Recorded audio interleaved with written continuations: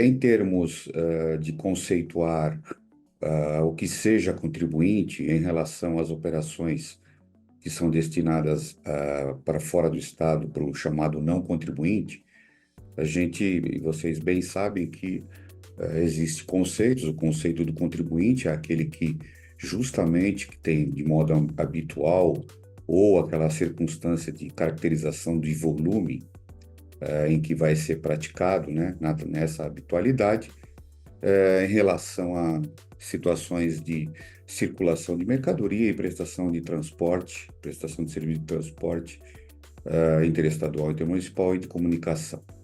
Evidente que quando a gente tem, e vocês justamente se deparam com uma operação para o não contribuinte, a gente bem sabe que antes da emenda, tudo ficava para o estado de origem. Então, todo o percentual de carga ficava para o estado de origem, e aí criou-se todo aquele problema em função do protocolo ICMS número 21, né, de 2011. Então, foi esse protocolo que deu justamente uma ênfase para ser deliberado a emenda constitucional, porque foi considerado inconstitucional esse protocolo.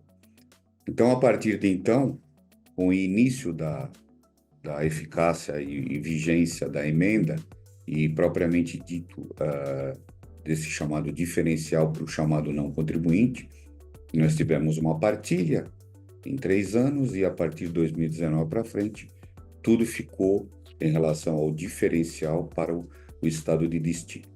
Então, quando se pratica uma operação interestadual para o chamado não contribuinte, nós temos que, evidentemente, saber que existem situações em que os estados, eles fornecem a inscrição estadual, justamente, às vezes, para quem não seja contribuinte do ICMS. Então, nós temos casos efetivos como a construção civil, né, que, na realidade, ela surge na hipótese de incidência de ICMS quando ela produz algo fora do campo, fora do local da prestação, que é o local da obra.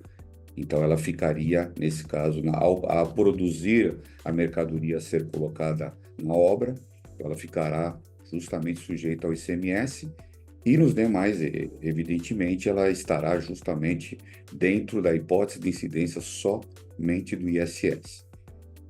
E pelo simples fato dela, em algumas situações, até circular com mercadorias, né, justamente para colocação lá na obra, é que ela tem, evidente, que cumprir as obrigações acessórias, e para tanto, para emissão de nota e coisa que o valha, ela vai necessitar de uma inscrição estadual.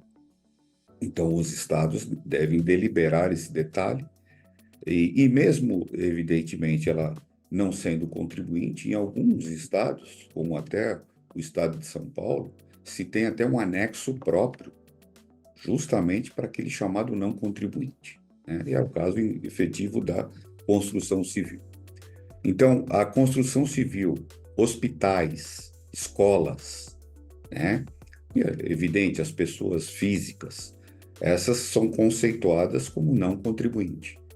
E por esse fato, né, surgiu a circunstância do que o remetente, contribuinte que vai ser, será ele o responsável de fazer esse recolhimento do DIFAL para o estado onde se localizar efetivamente o estabelecimento, seja ele jurídico ou física, para recolhimento do DIFAL. A circunstância de que o recolhimento se dá pelo remetente, né, se dá em função de que ele, ao praticar essa operação, então ele justamente vai ter duas hipóteses, duas cargas efetivas de tributação para o estado dele de origem e para o estado de destino, né? Passando ele a determinar que, quando ele faz e pratica essa operação, né, ele bem sabe que ele não pode deixar de inserir no contexto do seu preço o quê? A carga que ele vai estar recolhendo, tanto para o estado dele, origem, como destino.